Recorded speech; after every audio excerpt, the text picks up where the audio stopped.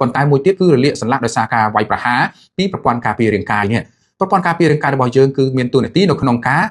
បើវាយប្រហារឬក៏ប្រឆាំងមេរោគនៅក្នុងរាងកាយរបស់យើងប៉ុន្តែបើវាបង្វែងតួនាទីវានឹងវាយប្រហារទៅលើ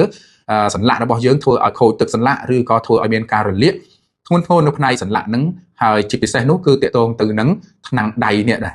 តាមថ្នាំងដៃហ្នឹងណាគឺយើងសម្គាល់មើលបើសិនជាមានបងប្អូនចាប់ផ្ដើមឈឺបាទជាដំបូងនោះគឺឈឺតិចទេប៉ុន្តែយូរទៅហើមហើយក៏ដំណាក់កាលទី3ហ្នឹងគឺចាប់ផ្ដើមរលាកហើយចាប់ផ្ដើមខូចឆ្អឹងខ្ចីជាបន្តបន្ទាប់ហើយធ្វើចលនាលេងចង់កើតដែរប៉ុន្តែនៅពេលដែលដំណាក់កាលទី4នោះគឺធ្វើឲ្យយើងចាប់កាន់អ្វីលេងកើតមកចាប់ផ្ដើមរឹងណាហើយដំណាក់កាលទី5គឺរឹងកញ្ញង់មកដោយសារតែ